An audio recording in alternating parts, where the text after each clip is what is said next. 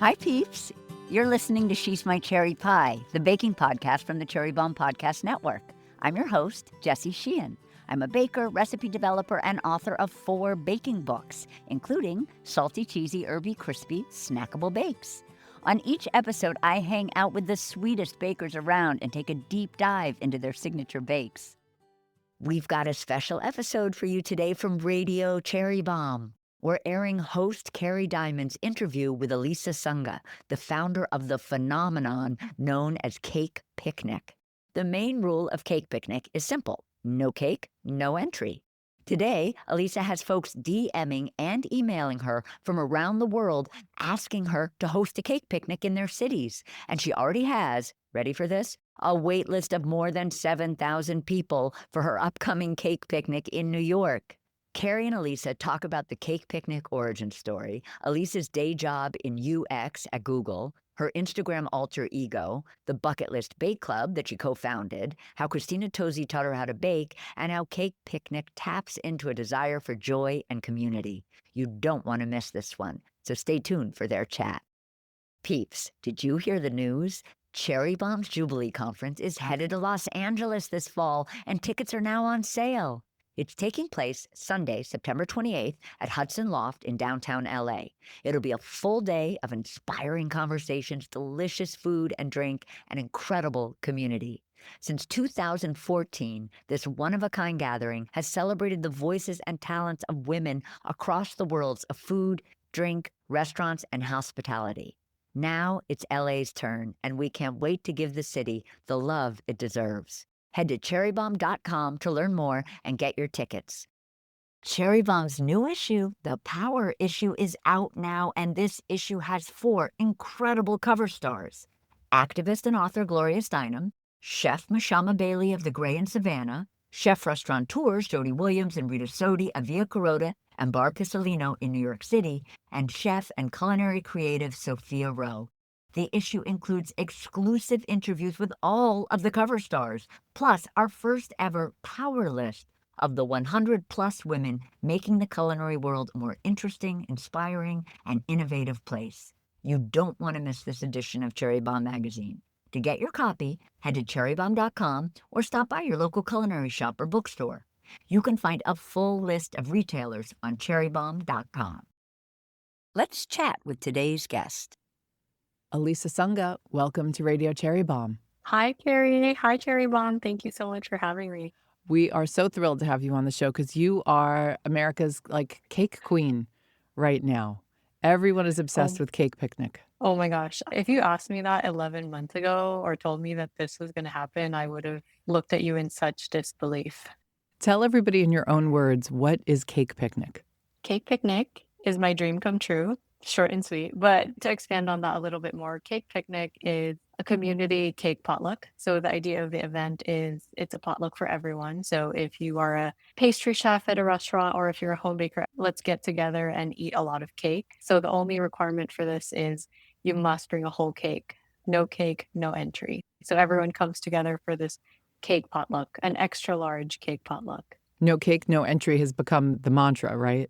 Yes, I love it because in the beginning, it was such a new concept for the event that I was getting so many questions of, does my +1 need to bring a cake? Does my child need to bring a cake? Does my dog need to bring a cake? And at that time when I started the event, I was so intent that every human being, if you're a living, breathing person, you should bring a cake. And I had to think of a way to just boil it down into such simple terms of no cake, no entry.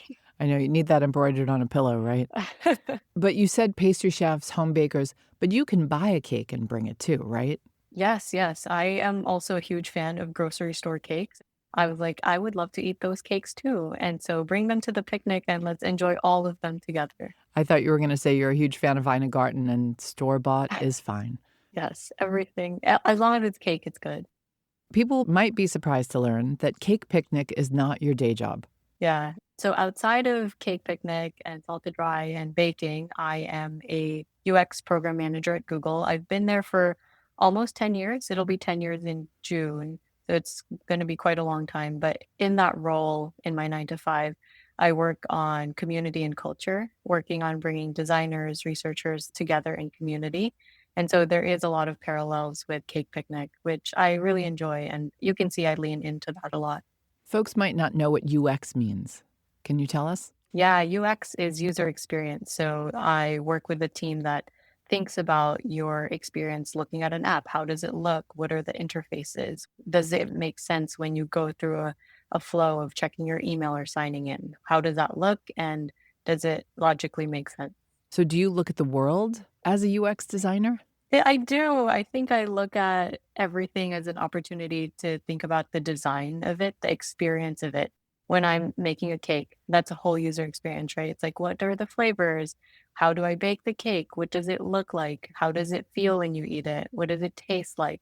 And then that also lends itself to Cake Picnic, right? It's like an event. So, what is your experience as a user when you're buying a ticket, which is kind of insane right now? And then attending the event, what happens at a cake picnic, how much time do you get to take cake slices, all the way to, what does the cake box look like? What size is that? Well, it's nice that you're thinking through all those details because that makes it more seamless for the guests and they get to enjoy themselves more.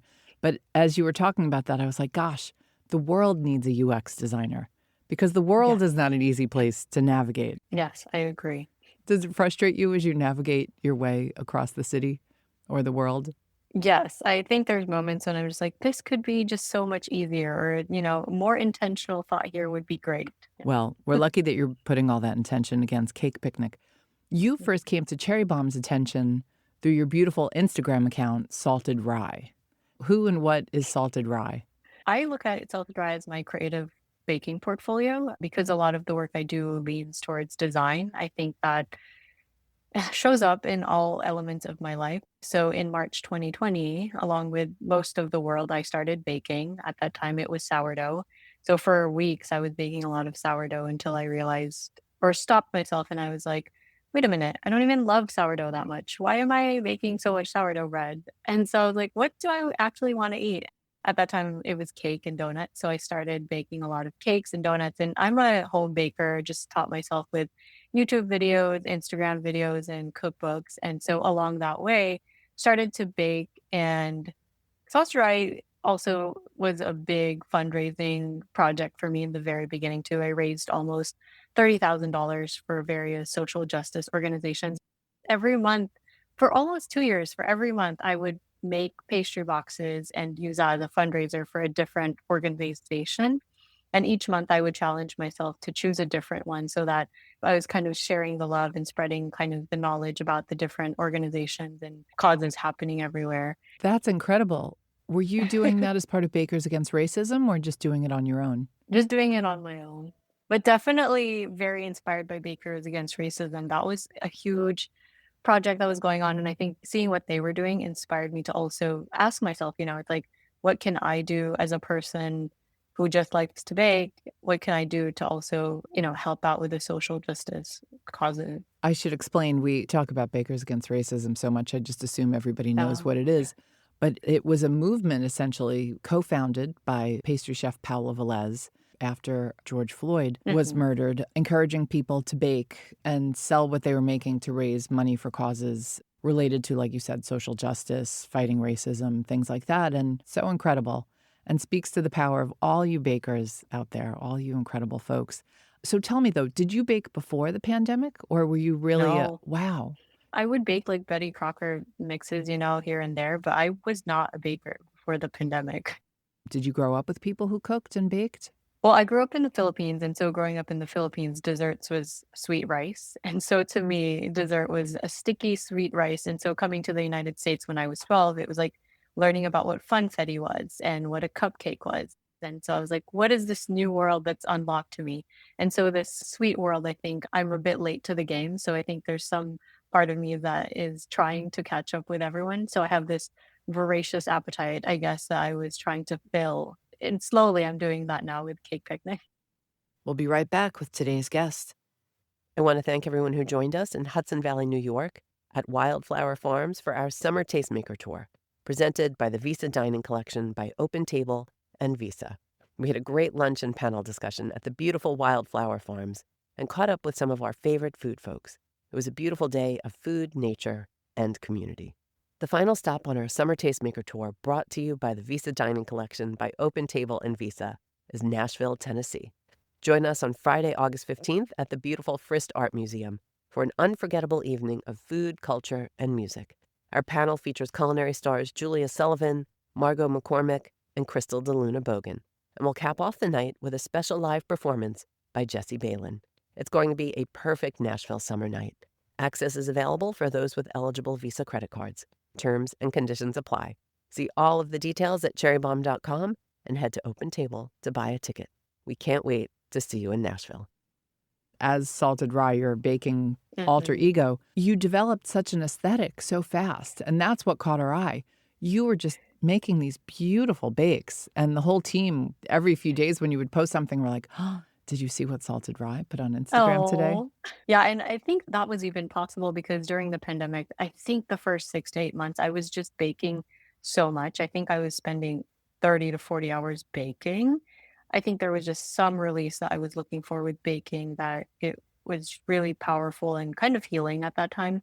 And so a year in, I had so much content that I could post every day for at least 2 years without baking anything. And so I was like, wow, this is amazing. I started to color coordinate my Instagram feed because I had so much content that I had a moment where I was like, oh, I can color coordinate because I have so much in the backlog.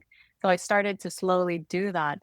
And along the way, I started to adopt that more of as a challenge to myself or a criteria for my baking. Because one of the things I love about baking is that there's so many opportunities. The world is your oyster. The canvas is totally yours. You could make whatever combination flavors and you can make so many decisions. But I thought to myself, what if the criteria was a color? Would that restrict it enough where I could still flex my creativity and it would push me to think about flavors in a different way? Because I think that if you were baking today and you were in your kitchen, you're like, what do I want to bake today? You could choose so many things. If I went to my kitchen and said, okay, what red thing can I bake today that I want to eat, that I am inspired by, that is seasonal, it adds so many layers of kind of challenge to the bake that I find very inspiring. Certainly adds some layers of complexity. Who was eating all this cake? Mostly me. So my doctor was not very happy about it in the beginning. We had several conversations about my cholesterol level, but at the same time, I am also quite active. I love powerlifting, and so that balances it a lot. In the beginning, the pastry boxes was also great to kind of share the love with everyone. But for the most part, it's me eating all of it. Before Cake Picnic became a thing, you had a baking bucket list club. Yes, it's still active. It's still active. Tell us about that. Yes, so I guess I should say that I'm also the co-founder of the Bucket List Bake Club. And that started, I believe, in 2022 with Annabelle Brown. She owns Moonbridge Studio in Long Beach now.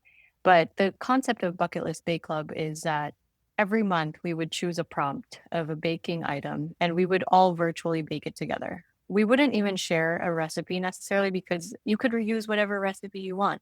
You could choose whatever flavor you want. So, for example, this month's challenge is savory biscuits. So be creative, do whatever you want, as long as it's savory biscuit, and we'll share it. And I think I love the Bucket List Bake Club because it's, again, there's some sort of criteria there for what you're baking, but the canvas is still yours. You could still choose what flavor, color, shape, texture it ends up being, which is, I think, so powerful. If you want to be a member of the Bucket List Bake Club, how can you join? Just follow on Instagram and you can join any time of the month. You don't even need to wait. I have to ask, how do you have the space in your brain to compartmentalize all of this? You're baking, you're at Google doing all the Google things, you've got your Bucket List Bake Club, and we haven't even touched on Cake Picnic yet. That's such a great question. And I am getting that question quite more frequently now. I think for me, my core role at Google is a program manager. So as a program manager, I live my life in spreadsheets. So there's always a timeline, a tracker for everything. And I think even when I started baking in 2020, I gave myself the challenge of baking Christina Tosi's milk bar cakes. So I took all of her milk bar cakes from the 2 cookbooks and set myself the challenge of baking 20 of them. So when I was doing that, I just put everything in spreadsheets and I just became so mechanical about doing that. And I think that there's a lot of parts of baking that is, mechanical, some part artistic. And I think there's a balance of each of that each baker decides how much they want to lean into. But I think that my role as a program manager helps me be more efficient, optimize, and think about these things in very efficient ways. And I think every day I'm looking for how do I get better at doing everything a little bit better each day. So you're doing all this stuff. You have this idea for Cake Picnic. First off, the name is genius, so congratulations on that. I know you trademarked it, so watch out, everybody else, if you try to throw a cake picnic. Very smart of you, and you should trademark things when you come up with a good idea. Tell us the origin story. Yes, about a year ago, a friend invited me to a cake brunch. The concept was there would be a lot of cake and everyone would eat brunch together.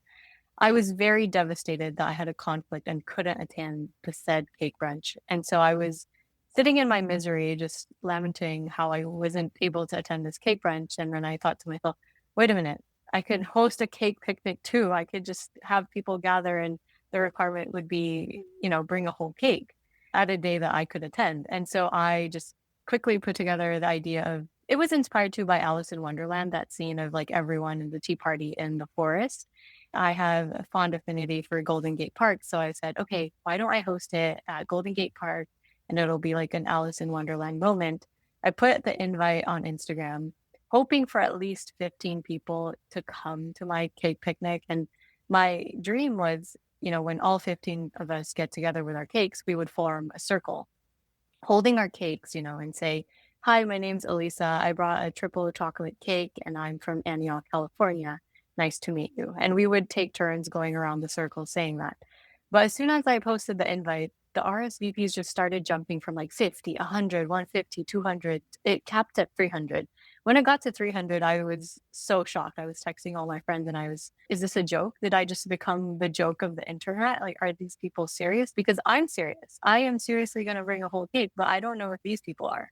Even up until, the very minute, the starting 11 a.m. of that day, I wasn't sure who was going to come because it was a soft RSVP and you could cancel at any time. There's no tickets at that stage. And so even at 11 a.m. on that day and that morning, I had no idea if it was going to be me and I think the 7 cakes that I decided to make that day, or it was going to be, 150. Thankfully, I think it was 153 that day, which was amazing and a dream come true.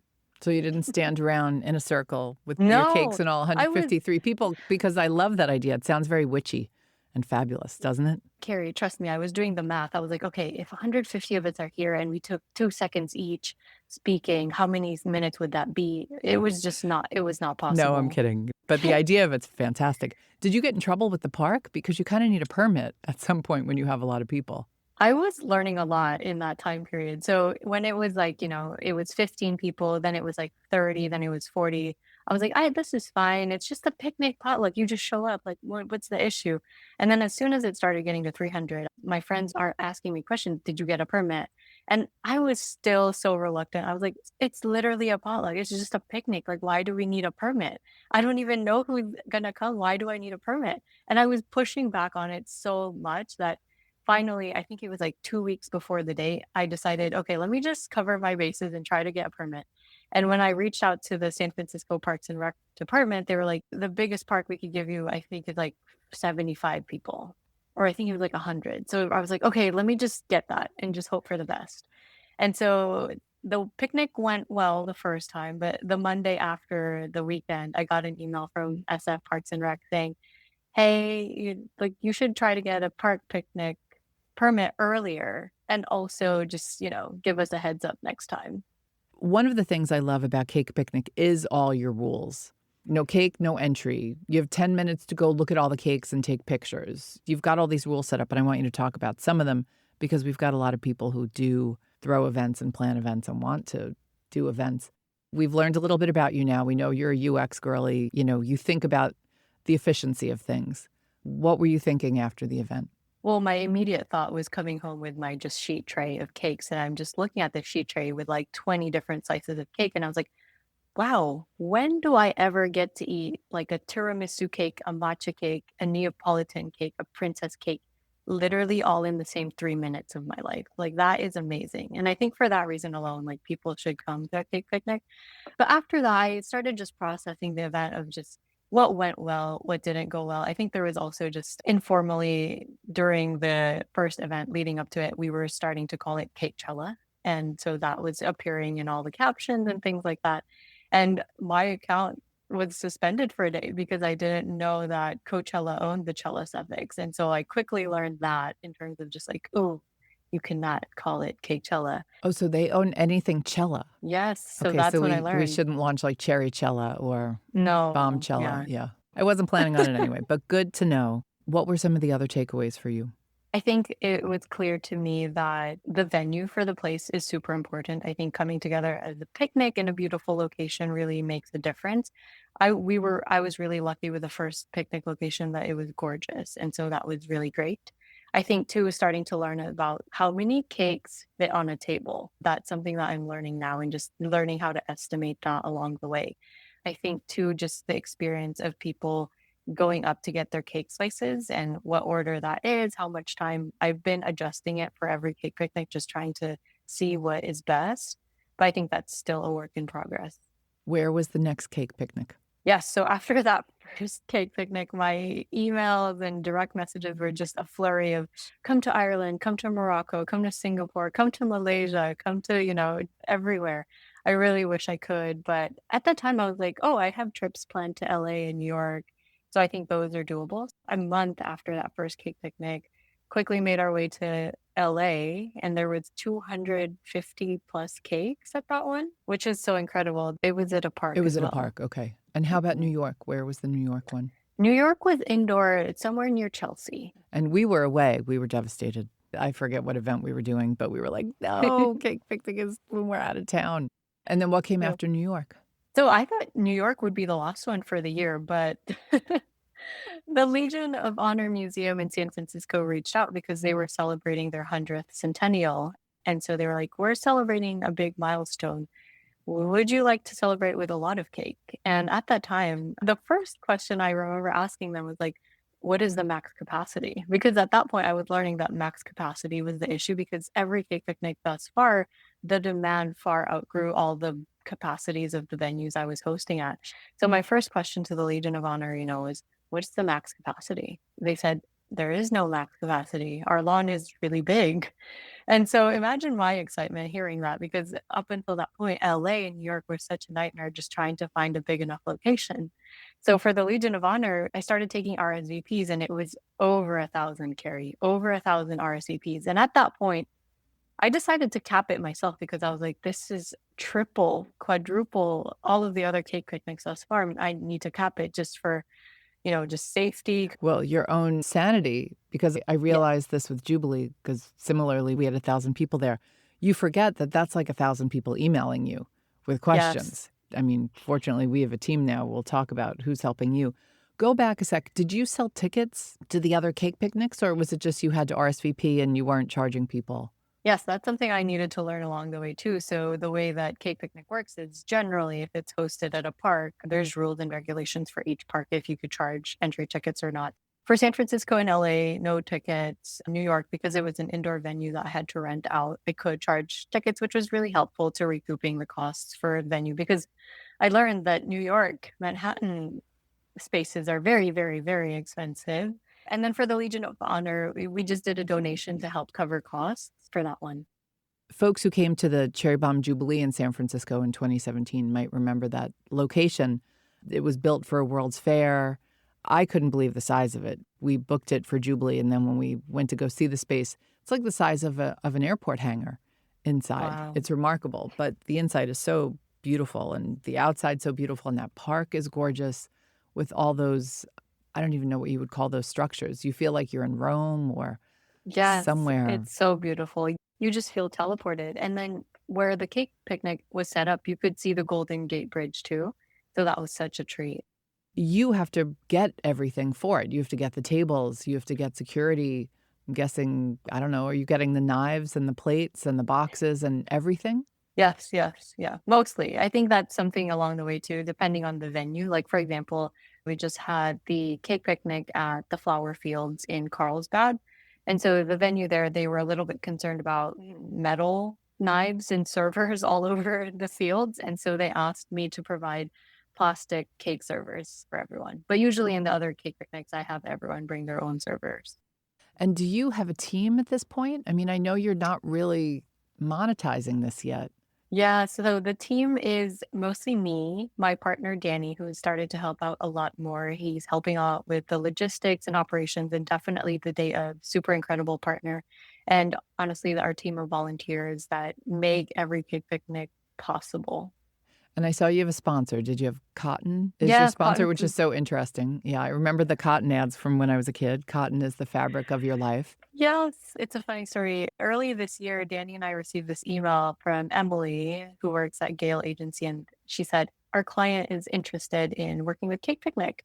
She didn't mention at the time who. And so overnight, Danny and I were like, is it butter? Is it flour? Is it sugar? Like, is it milk? Who is it? Who could it be?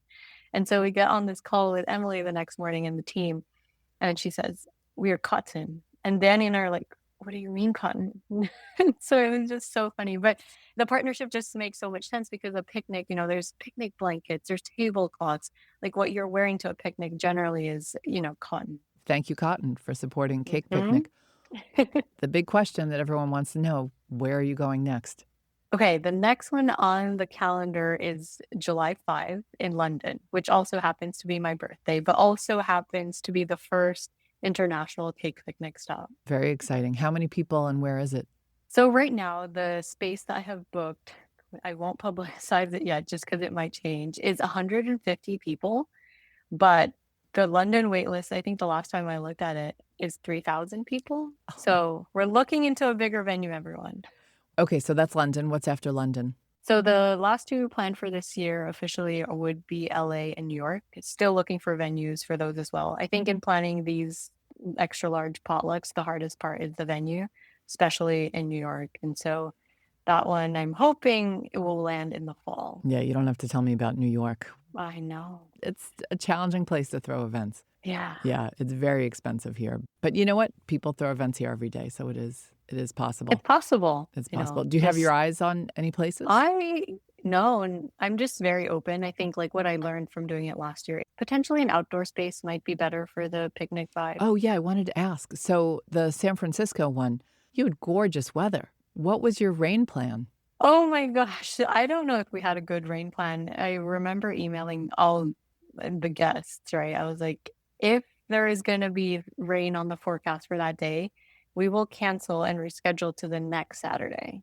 When you have an event that grows to like hundreds and thousands of people, what you need to factor in is the customer service that comes with it. And that is one of the things I dislike the most about Cake Picnic is just how so much of my day is like answering DMs and questions and emails of just like, I can't find my ticket. What is this? Where is that? And it's challenging. Definitely. I have a whole new level of respect for anyone who does customer service. But yes, so I was saying as the event gets bigger, that challenge also gets bigger. Have you realized that there is kind of a, no pun intended, but sweet spot in terms of the number of participants?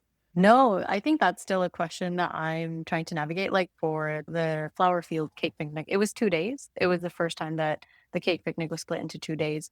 Each day was around 150 people. That was the max capacity for the space that we had at the venue. And so to me, coming from the San Francisco event of almost 1,400 cakes, I was really excited about this intimate cake picnic with 150 people. And so I was just chatting with the attendees, asking them, would you rather go to an intimate cake picnic or a large cake picnic? And as I was, as a part of this user experience research that I was doing with these folks of just trying to understand what would resonate more with people, it was such a mixed bag of, some people, because of their personality type, attending an event with 1,400 people is just not a good idea. That does not sound like a good time for them. But there were so many people that was, the bigger, the better, like, let's do 3,000. And so I think it depends really on who you're asking. For me right now, if you ask me personally, I think the sweet spot of what would be doable for me, not so stressful that I would lose sleep for days, would probably be around 200. Sounds like a nice number. The photos from San Francisco were epic. So epic. I think back to what you were saying earlier of the rain forecast, all of that week, it was like raining on and off. And so I was so scared. And half of me, Carrie, as the event planner of all of this, I was like, half of me was wishing it would rain so we could just cancel the whole thing and just, but then the other half would realize, wait, that's just a temporary band-aid because you're just going to reschedule it. It's not going to make it go away. So I was like, okay, let's just get it over with. And so waking up that day, just super lucky with the forecast that it was beautiful. Such a perfect day in terms of like not too hot, sunny, gorgeous for photos. But the pictures and all of the videos from it were just so stunning that even now when I reflect on it, I'm like, wow, what a picture perfect day. Obviously, people love Cake Picnic because just the name is so evocative. Everyone's seen the pictures now, and it just looks like so much fun. But I think you've tapped into something deeper. What do you think that is? Yeah, so my teammate Danny and I talk about it a lot, and I think it's the connection and community of joy, like choosing joy in a time of maybe not so much joy. I think there's a lot going on in the world, but choosing joy and being intentional about how you're spending your time. I think you could obviously choose many different things to do and spend your time on, but I think choosing to come together with friends, celebrating with cake, and I think just coming together, meeting new friends, because I think you're setting up your picnic blanket, you're going to be sitting next to people that you don't know. But because of the nature of the event, there's some mystery, there's a level of controlled chaos. And so you make small talk of like, what cake did you bring? Oh, did you try this cake? And I think that the event is so nice because it's also self-selecting. I think it's a community that you will say yes to this event if you love cake. Generally, if you're a happy person that, wants to enjoy food and kind of enjoy, luxury, it's a luxurious event. It's like cake at that scale. You don't need to be eating 150 cakes in one sitting, but you're choosing to kind of enjoy life and lean into the whimsy of that. And so I think what's beautiful about Cake Picnic is it brings together this community that is choosing joy and whimsy and doing that together. Did you make a cake for San Francisco, or did you have too much to do? No, I made I made 2 cakes for San Francisco because Salted Rye right now, my alter ego, is in a red phase. I brought 2 red velvet cakes. One was a strawberry cream cheese red velvet cake, and the other one was a brown butter red velvet cake. When you were teaching yourself how to bake, who were some of the people you looked to? Christina Tosi was the first one that I looked to, really dove into her work. I think there was something about coming to America and her cakes being so classically iconic American cake. It seemed like the epitome of what a cake was. So really leaned into that. So I think for first and foremost, her Benjamina Ebuihi from London too. I really love her cake and her style. I think Talia Ho too of Wild Sweetness is really amazing. The Pancake Princess, Erica, I think all of her bake-offs have been so instrumental in terms of like what not to do with baking and just like a shortcut. I love that it's a shortcut for just baking the best things too. How does it work now when you've got so many people and so many cakes? How many slices of cake do you get? I think that depends on the person, right? So everyone gets roughly 5 minutes. So as a person, what is your strategy, right? Like, are you going for the fruit cakes, a selection, a mix? Are you reading all of the labels? Are you going for the chocolate cakes? Have you cut cakes before? Because as I'm observing these people during the cake cutting, you can tell who's cut cakes before and who haven't. Because also, I think too, the challenge is some cakes are so beautiful that you're just staring at it for a few seconds and you don't want to cut into it. Like a lot of these cakes are pieces of art, you don't want to cut into it. I will just watch people in line reading all of the labels and staring in awe at the cakes because they've never seen such art before. And so as the time goes by, you're just, the time is ticking. And so it's fun to see, people will come out of the cake tables with like 3 slices. Some people will come with like 15. So, so it's so funny to see what strategies people have. I think a tip that I have is don't read the labels because at that point, when you go back, you won't remember what cake is which anyway.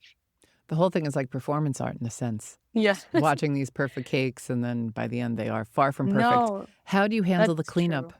Yes, the volunteers have been super helpful with that too. And I think that people don't believe me when I say that there's so much cake that there's a lot of leftovers. Because I think in the beginning, people are so worried that they're not going to get enough cake. There's almost this like frantic, worried energy in their space.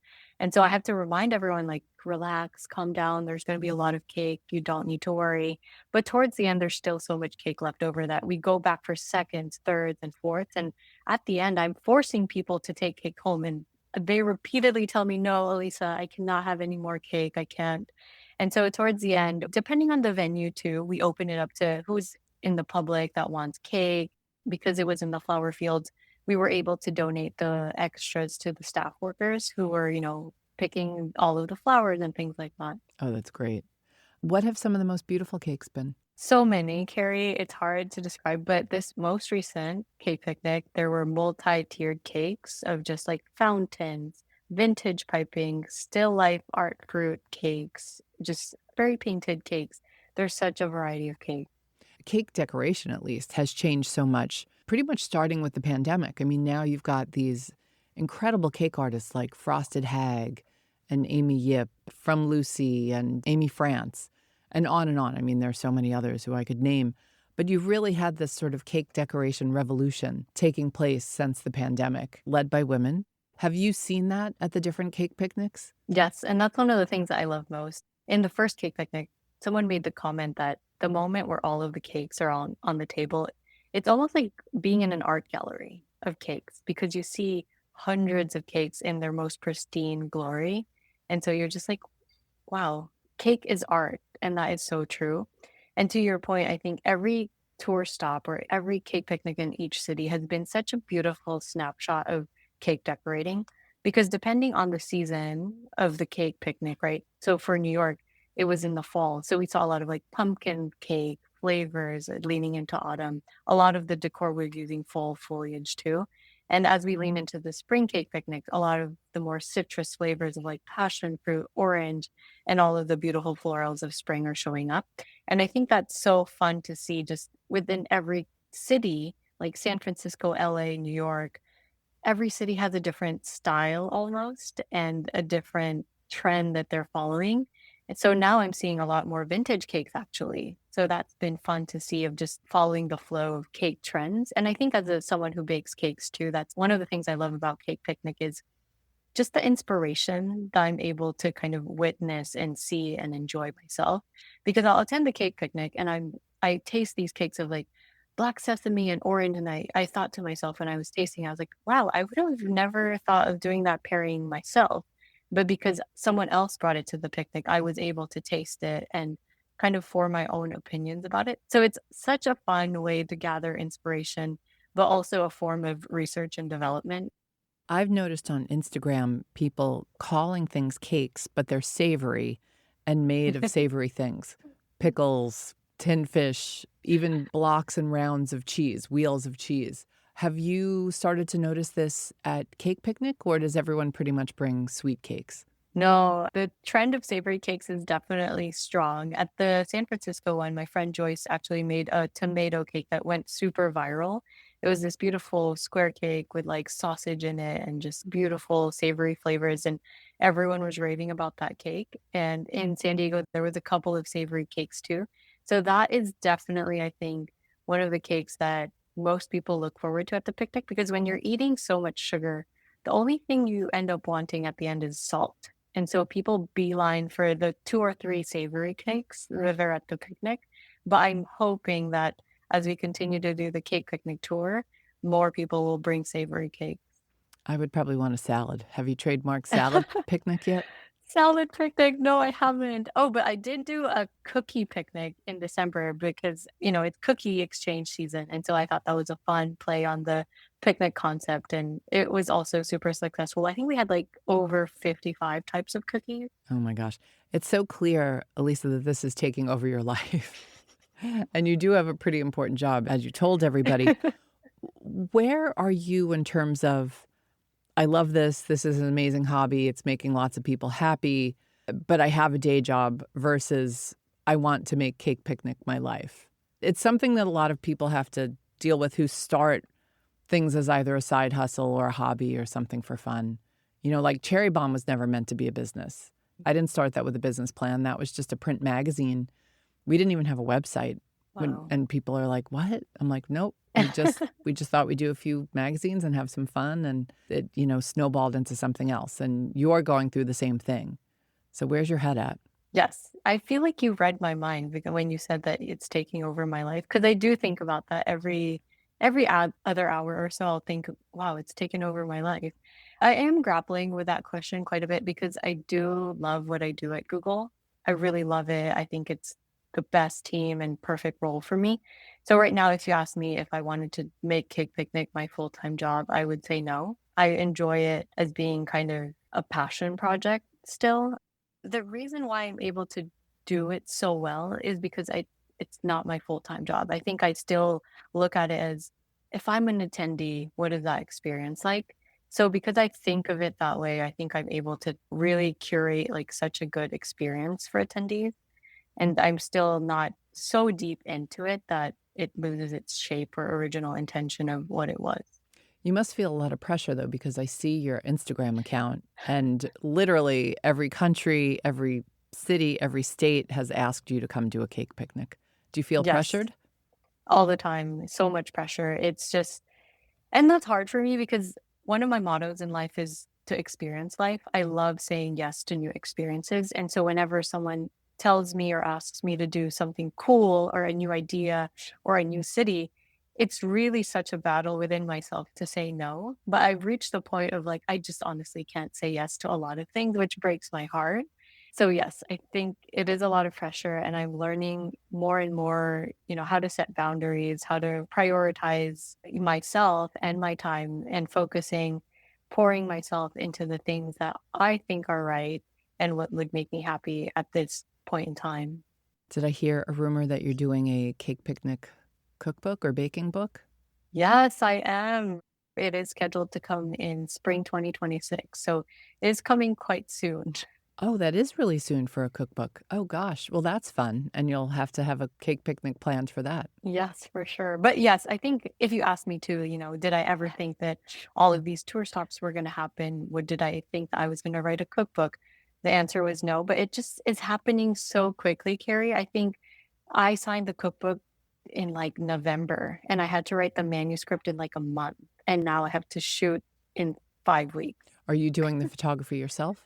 No, I'm working with Andrea Lowe, who is based in the Bay Area. So that's my life for the next 5 weeks. No more cake picnic events, but cake picnic cakes are definitely happening. Are all the recipes yours? Yes. So the cookbook, the first half will be how to host a cake picnic. And then the second half will be 50 cake recipes. That's so much fun. Oh my gosh, that must be great because you've got this whole inventory that you can source from of Pull cakes you've from. been doing since the pandemic. Will we see some salted rye classics in the book? No. So that's another thing with my baking is I don't really love repeating bakes because I get bored and want to move on to the next thing.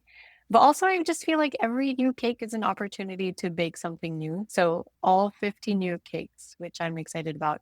Back to the point about the first half of the book being how to host a cake picnic, it will be smaller cake picnics. I think that when I was writing the book, I just asked myself, who out there is trying to plan like 1,000 large cake picnics? Probably no one.